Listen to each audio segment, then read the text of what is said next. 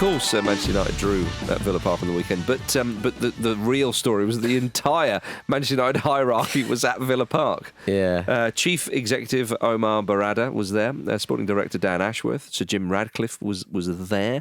We saw Jason Wilcox and Sir Alex Ferguson. Yeah, it really was an absolute carnival of decision makers, wasn't it? It looked like formal or informal.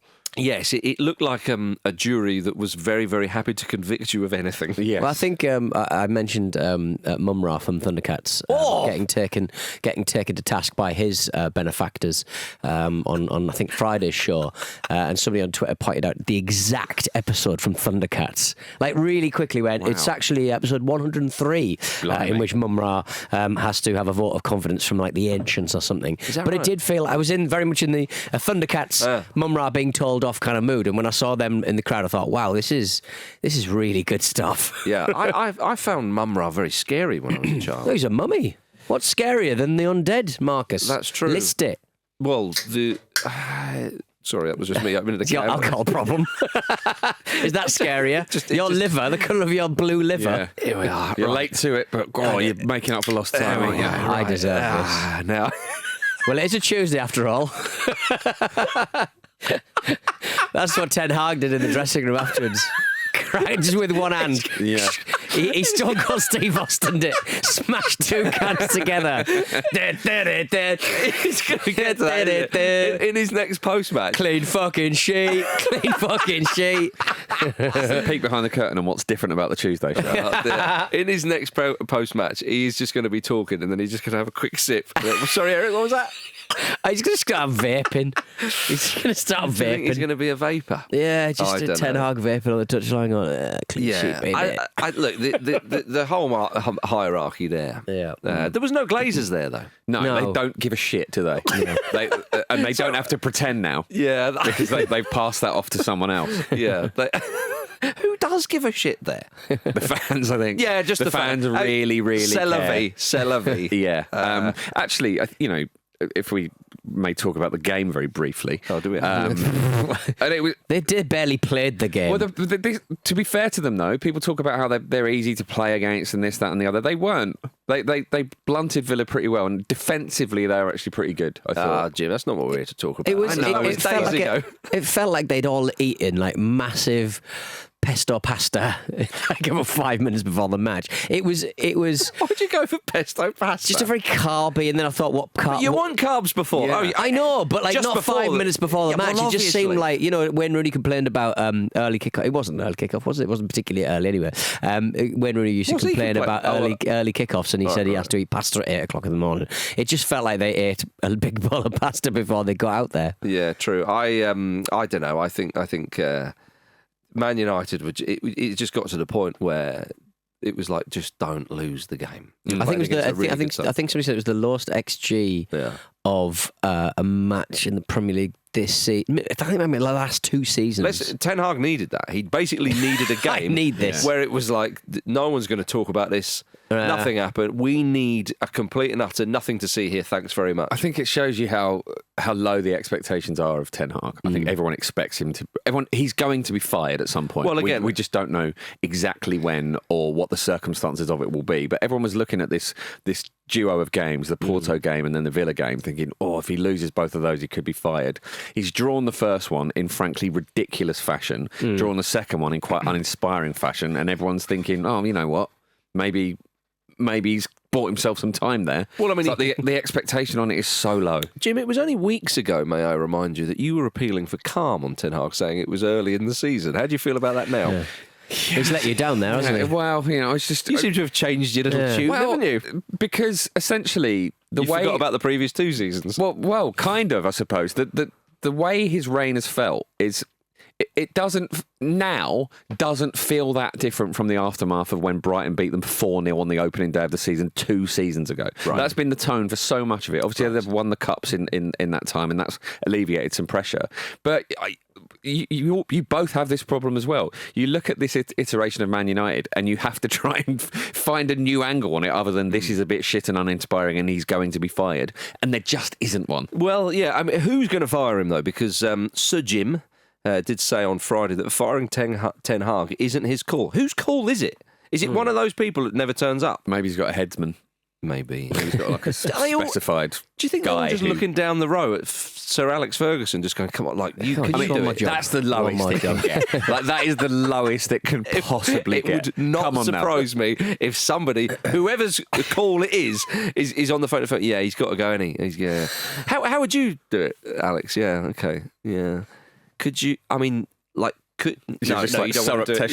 Yeah. Surreptitiously videoing him. Yeah, So if you put it in exact words, and maybe if you were to address Eric as well before you said it. Okay. And could you sign this document that I've just written up? Yeah, I don't know. Robin van Persie on the touchline with an earpiece. Yeah.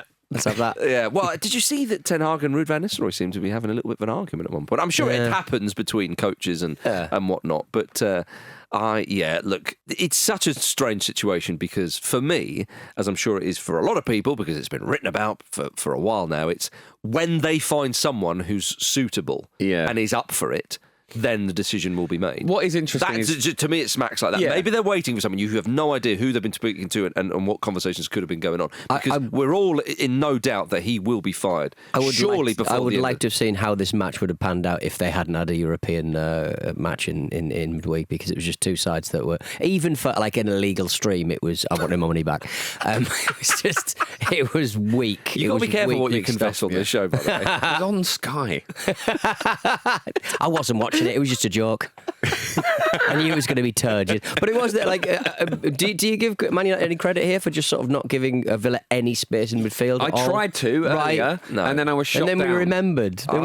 That it's all been very, very bad, and this is the best it's going to get, Man United fans. Yeah, I genuinely feel sorry for Ten Hag, believe it or not, because there's an article now of the biggest story. One of them is that there was a ball boy. It's a ball man. The ball man. More probably a member of the security who was Ten Hag's lookalike. And so there's a whole article on that. Like everything is just taking the piss. He's got the same. I mean, it's an astonishing lookalike, as lookalikes go. It is and I'm a good. man with a few myself, but like he's got the same furrowed brow. Yeah. He looks like a ball boy. Maybe Ten Hag is trying to obfuscate the firing by you didn't actually fire me, it was my twin brother. Yeah.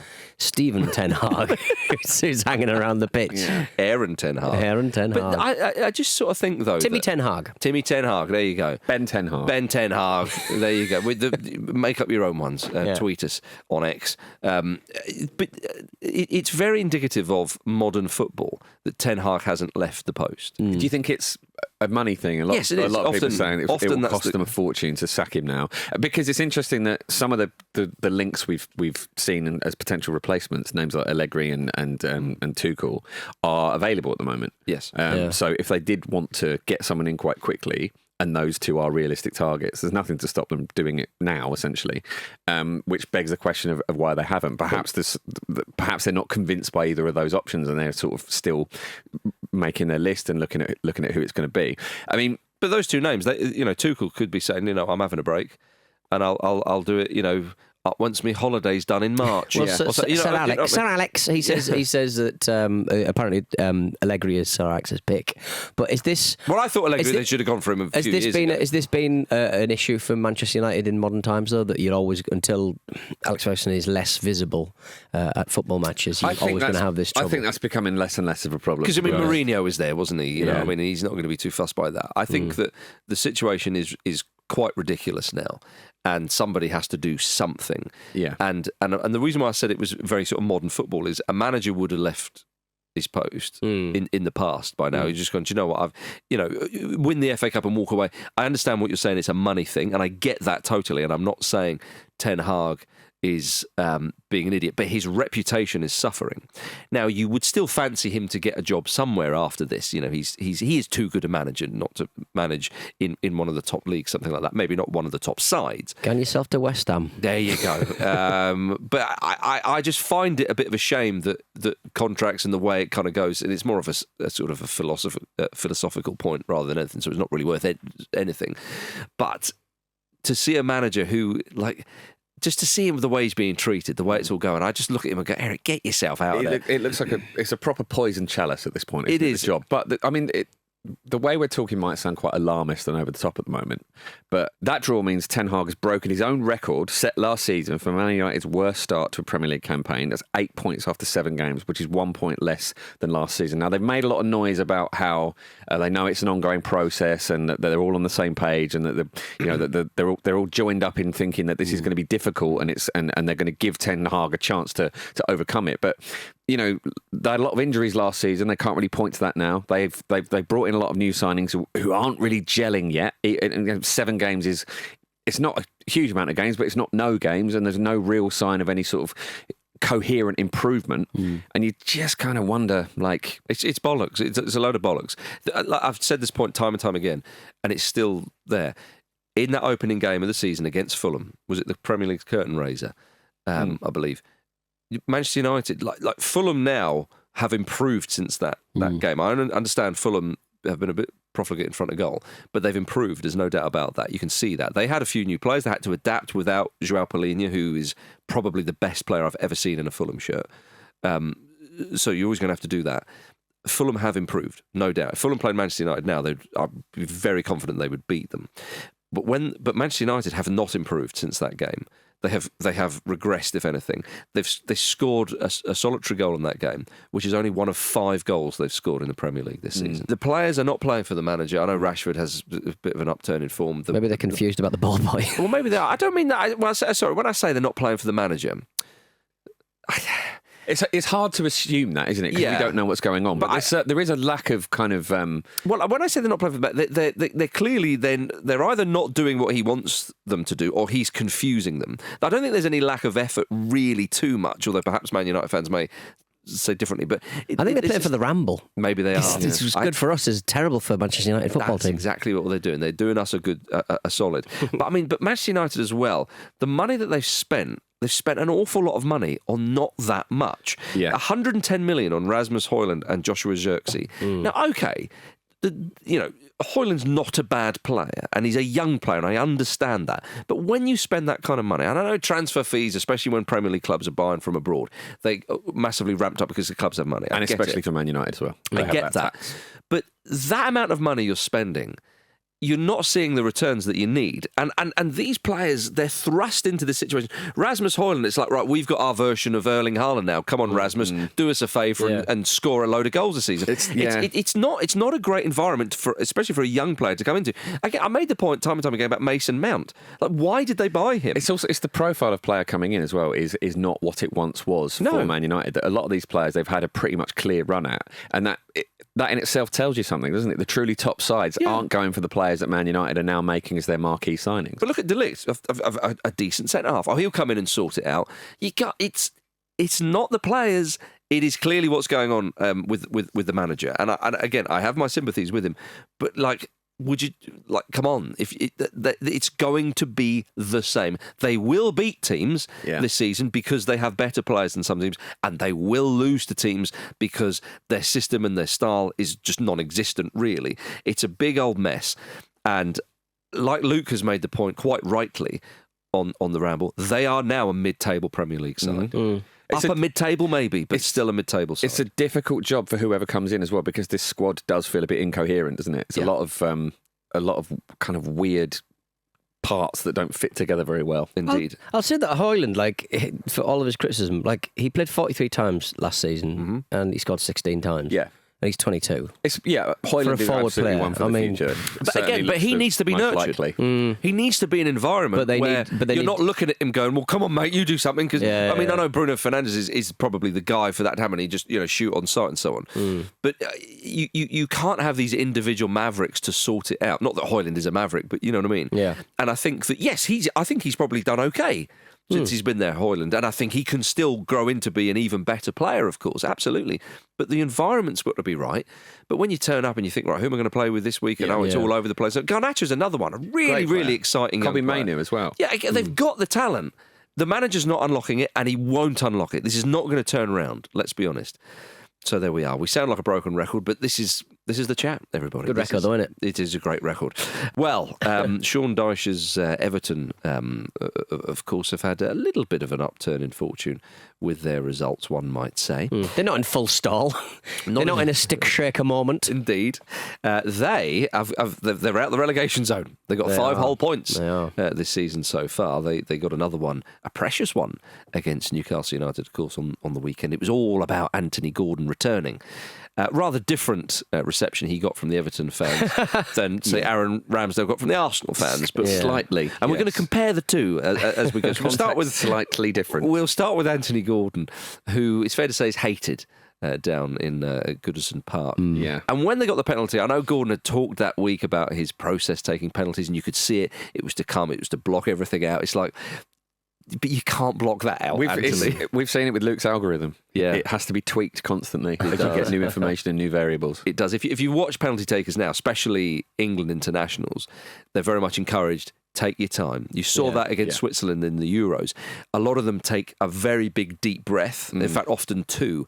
I think Gordon took about 4 against Everton. And you're essentially standing there as a magnet for abuse in that specific context. I did think to myself... Tweak the process. Yeah, and I did think to myself, OK, Eddie, I know that you've got Gordon on penalties. He tucked one away against, was it Man City?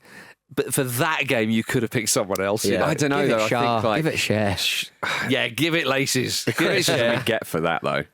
Well, he would probably want the responsibility of it. But I just the look on Gordon's face. I know. I do worry that it could affect his confidence. It felt very much like, oh God, if he's ever going to miss, it's going to be against. We're just giving him dog's abuse right throughout the match. I know, but with Gordon though, with when he's interviewed, he often comes across as a bit of a deep thinker, and he talks about that sort of. Getting into that mental space way before games, he's quite sort of guru-like with his approach to football and so on. But it was a dreadful penalty. It was, yeah. I mean, Pickford saved it with his knees. Although, I mean, Pickford, he spotted it, didn't he? He went way early and made that save. It's not what you want. It's a difficult situation already, and you've got a Beano character trying to save a pen. Oh my goodness! Did you see that Everton's X account reshared the video with a screenshot of someone's post asking for someone to add the family fortune buzzer? Yeah, if you're wondering, to the noise. Yeah. Why is that? Because he's part. Basically that. He's part of the family, is he? Why the family? It's just the noise. It's the noise. It's the noise. I'll do it again. It's not the source of the noise. It's the noise. You know itself. my feelings about 90s references. I don't get them. Don't like them. Too young. I reckon Family Fortunes probably goes back to the 80s. Oh, probably the 60s. And was probably alive in the noughties. Yeah, I think I'm fine with Everton fans giving him absolute pelters because he did want away for a long time, and it is very funny. But when the club is doing that, bearing in mind that he was there from 11 years old. From 11 years. Oh yeah, cheers. Thanks for that. Thanks very much. Yeah, that is where it becomes a bit different, isn't it? The organisation essentially inviting a pylon on someone that they've nurtured since they were a kid. Yeah. I mean, maybe inviting a pylon is a bit strong. If I may, made them a lot of money when they left as well. That money that they fucking need. If I may quote Richard Keys, it was just banter. Poor Anthony, though. Yeah, very different situation though, as you say, Peter. When he wanted to leave Everton, kind of understandable. Well, this is it, isn't it? And he did get them a big old fee, or the club did. That he needed.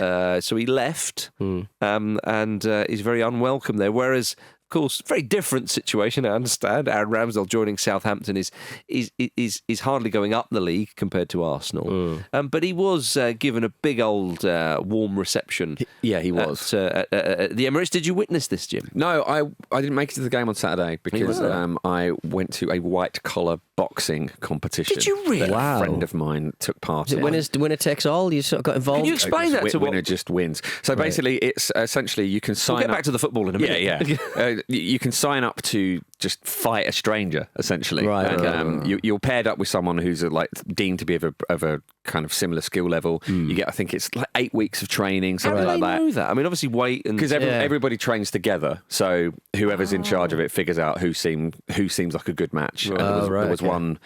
Would you put in a bit quite less? Horrible mismatch that was really unpleasant to witness. But generally, everyone was of a similar standard, and so it started at a quite awkward time, so I couldn't make it to the stadium. The really great thing about it is that all of the fighters choose their own entrance music. Right. So obviously, a lot of people chose quite aggressive hip hop or quite aggressive metal or something that feels like the sort of entrance music you'd have for a fight. Yeah.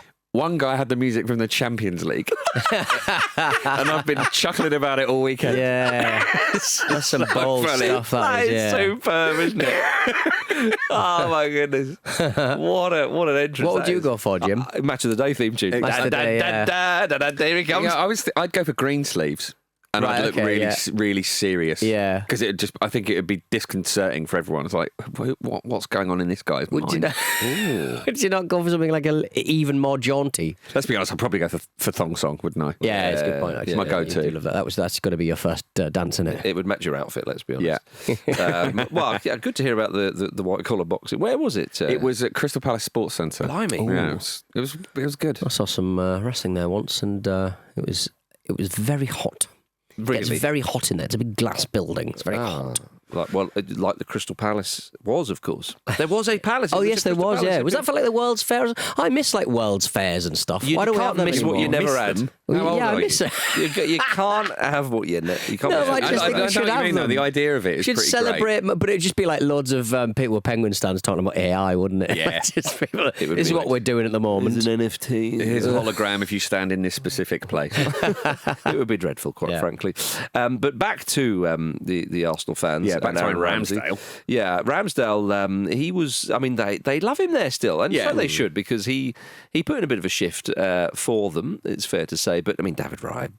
It was crazy to think that there was a bit of a debate now, but clearly, obviously, a better goalkeeper. And it's such a chastening thing because that position it's so visible, isn't it? Like players get upgraded all the time in other areas of the pitch, and you know, Aaron Ramsdale himself said that the same happened when he came into Bernd Leno, who I think got in touch with him when he moved to Southampton, which is nice. So to say, oi, where are you in the how table? do you like it now? Because Fulham are better than them, aren't they? Hey, that'll teach you. But I mean, it was against Southampton, of course, when Ramsdale made those errors, which was quite damning in Arsenal's title challenge. But he's at Southampton now, and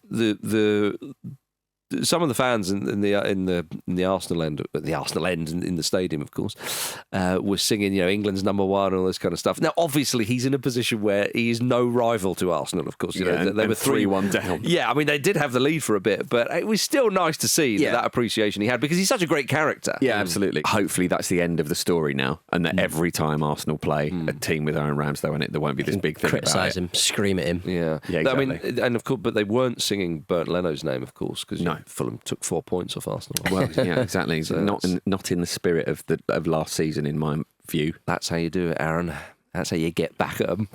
Right then, let's finish with Jose Mourinho being reportedly a contender to replace Sean Dyche as Everton manager.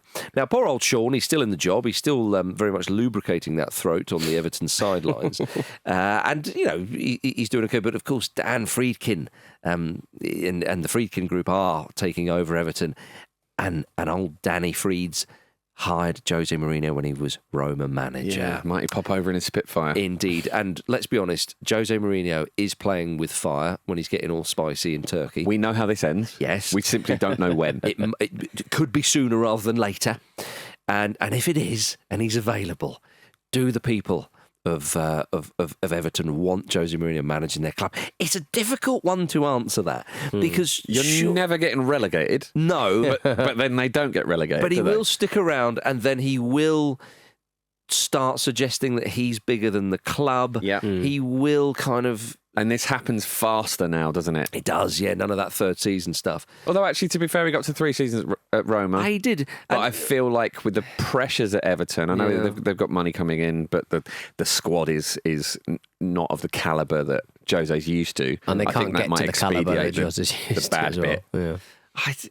I still think You want it. Yeah, I still think... But you've forgotten what it's like. No. He's but better in a from new afar. stadium, in a new hotel. imagine wow. he's the one for the new stadium. You know what?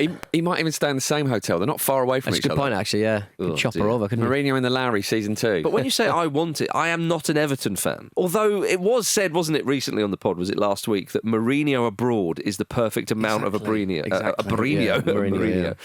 I don't know. I think it would be... I mean, do you think that, you know, if the new group comes in, with the way Everton are playing under Dyche and so on, surely he's got to the end of the season, I would have thought.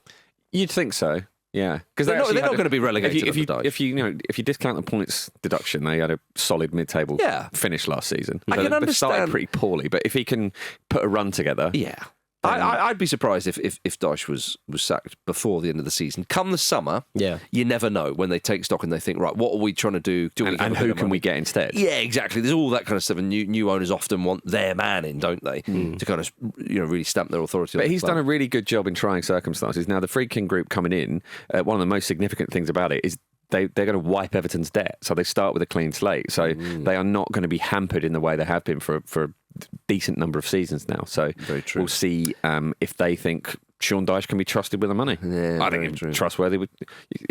I'd let him look after my bag. Yeah, I bet he'll only be rooting around for looking for bottles of water to lubricate that throat. Indeed. So then, gentlemen, the Premier League state of play. We're 7 games into the new season. What are the big takeaways so far? Pete Donaldson, what do you got for us, brother? I'm glad we might have a 3-way. When last season and I think that when Man City won their treble in the 22-23 season, I thought that sucked so hard. So hopefully Liverpool can sort of steer the course. You think a couple of players kind of leaving at the end of the season? You'd imagine it would be great to see them, Salah and Co. just getting at least a runners-up medal. So, they don't give runners-up medals. They don't give runners-up medals. Why don't they give runners-up medals? Because it's not a cup. Yeah. Second is nowhere, pal. No, Indeed. okay, So 7 games into the new season, you're thinking that Liverpool could finish second. But you're really talking about a 3-way title race, aren't you? I am, yes, yeah. My goodness. It looks very possible at this moment, doesn't it? I mean, Liverpool's start is up there with the best starts they've ever had. Yeah, which is astonishing given the size of the club and everything they've achieved and everything they've won. Slot has just fit like a glove. Say slotted in. Everyone's trying to avoid saying that, but it's fine. It's perfectly legitimate. And they look like the real deal. So it's been surprising that they've been this good kind of across the board in all the different elements of their play this quickly, I would say. Yes. I would think Spurs have been disappointing compared to what you might expect from them, obviously. As we mentioned on the show yesterday, they lost 3 games already. I just think, based on the start they had last season, I thought they might be kind of re-energised and ready to fly out of the blocks again. They've had a season under Postecoglou. He's imprinted his philosophy a little bit more. That their vulnerabilities have been a bit more exposed and a bit more obvious than I expected. So, yeah, West Ham, another one I expected way more of. Did you? Yeah, I thought... they're starting to put things together now, aren't they? Well, yeah, I think maybe it was naive of me to expect more because they're trying to sort of change the playing style quite drastically. And they signed players quite early in the window, didn't they? And they've not been great, but as Pete said, a 4-1 win against Ipswich going into the international break is exactly what they needed. For me, one of the huge takeaways this season has been Nottingham Forest. Yeah, and you and I, Jim, thought Nuno could be the first manager to be sacked. I mean, again, with Marinakis, let's hold our nerve there. But it would be ridiculous because they've been very, very good indeed. The only side to beat Liverpool this season. I mean, it's the only game Liverpool haven't won. Well, they seem to sort of change it up a lot more, don't they? They've got a lot of tools from a Espirito Santo side from previous league campaigns. I think it's he avoids kind of sticking to the plan for 70 minutes. He is willing to sort of move players around quite early, and I'm quite enjoying watching them. Well, they look really up for it, and they look really robust and strong and physical. And he's doing what he did at Wolves in the Premier League. He's got that back again because obviously that disastrous spell he had at Spurs, and then even last season at Forest when he was coming in a ship that was firefighting, though. Yeah, he was. Yeah. You thought, well, okay, what's going on? This season, he's got his teeth into it all. And you look at the goals they've scored and conceded after 7 games. They've scored 7 goals and conceded 6. And that is exactly what he was doing under Wolves. I mean, I think only in the goal scored stat did I compare them to Capello's Milan, Jim, back in the day. And so I think that Forest have been one of the stories of the season so far, definitely. Well, 2 places above them are your Fulham, Marcus. Well, I'm glad you brought them in. Do you know what? If they'd have... I'm so annoyed because if they'd have got something at the Etihad, the shite that I'd have been spouting, that they were on the verge. And they were on a big unbeaten run as well. Yeah, Fulham, I've been really impressed. By their standards. Well, look, and I know there's a lot of clubs who could also say what I'm about to say about their teams. But, should never have dropped points at home against West Ham. I mean, it was ridiculous that they didn't win that game. Should have got something at the Etihad, for crying out loud. You know, there's a number of results there where you think that could have been better, that could have been better. Again, I appreciate that Newcastle fans may think that, Forest fans, Brentford fans, Brighton fans, you know, a lot of other teams could say this. But sitting in there with 11 points so far, really, I think they should be on 14, really. I mean, should never have lost to Man United on the opening day. So it's been a really good start from them, because if they were on 14 points, they would be equal with Villa, who I think we've expected to keep on going. It's really when the European games start coming thick and fast. Yeah. Although that win against Bayern, my goodness, does that give everybody a shot in the arm? But Chelsea... Draw against Ipswich there, though, you think that's results like that are maybe going to be what drags Villa down a little bit. Fine, but really the side on 14 points that have caught a few people by surprise, not I, are Chelsea. Yeah. Because Maresca, to me, the reason why I think that thought that Chelsea were going to have a decent season, and it is early days, we can't stress that enough, is not only is he tactically very good, we saw what he did at Leicester last season, and he's got that, but a bit like with some footballers, we say, well, that player's got all the tools, but have they got the mentality? Can they do all this? With a manager, it's kind of like, well, you've got all the tactics, you know what you want the players to do. Do you have the authority? Do you have the chutzpah to go in there and get those players? You're a leader of men. I think that's often, sometimes not given. A manager not given credit enough. You go into a dressing room and you have 20 odd young men who all believe in their own ability, who all believe, well, most of them will believe that they should be playing games and all the rest of it, to keep them happy. You've got coaching staff, you've got all their ideas to try and get all that going. And at Chelsea, we know that situation is more crazier and more difficult to manage than others because of the players coming in and out and all the rest of it. But I thought but this guy seems like he has the authority. Time will tell, but he seems to have it. And the way he talks in the post and pre-matches, I've been impressed with Slot, but I've been impressed with Maresca as well. He seems to have that natural authority, and so far is showing that. The players are playing by and large, the way he wants to play. They're scoring a fair few goals, and they're fourth in the league. Yeah, and I think... Only Man City have scored more than them. An interesting point about Chelsea's squad at the moment is, we're hearing a lot about how players are playing too much football. They're getting serious injuries because of it. We know that the powers that be want there to be as much football as possible so they can make as much money as possible. That is very unlikely to change. So what I expect will happen in the future is that clubs will just have bigger squads. Now, whether it's by design or by accident, Chelsea have that now. So they're a step of that. They've been very canny, is what you're saying. They're very Possibly, much like, but they're very much like, but I get the sense that a lot of these players wouldn't argue were ring ready. They're more like Funko Pops on you all. But you know what I mean? It's just in their packaging. But the advantage they have with that is when they play in the Conference League or the Cups, they can field a kind of second string side of immense quality and be really, really comfortable. So they've got a good chance of remaining fresh throughout the season. So I think, they've got a very, very realistic shot at the top four this season, I would say. Okay, I agree with you. Down the other end of the table, though, what are the takeaways? I think that Ipswich are probably where we thought, they've got an exciting side, they've got an exciting manager, they haven't won a game. I do feel like they've got a loot in it, they're not going to win for ages. They've got a lot of draws in there, but they are still getting up to speed. It's worth remembering they signed a lot of players as well, so there's a kind of double adjustment going on there. So I think Ipswich are probably where most people would put them. I think Southampton are probably where most people put them. Looking down the bottom, Wolves... we spoke about them yesterday, struggling. Crystal Palace, though. Yeah. That is a surprise. That is a surprise. They ended last season. Yeah, I think that is one of the takeaways so far, is that Palace have really got to pull up their socks because they haven't won a game this season. They're conceding way too many goals and they're not scoring enough, which is surprising. I know Elise is a big miss, but... It goes deeper than that, though, doesn't it? Yeah, indeed, yeah. So improvement is badly needed. Speaking of that, Palace. Man United in 14th. How do we feel about that? Is that a surprise or not? No, because as I said, from the point they're together, they'll be back to under 10th.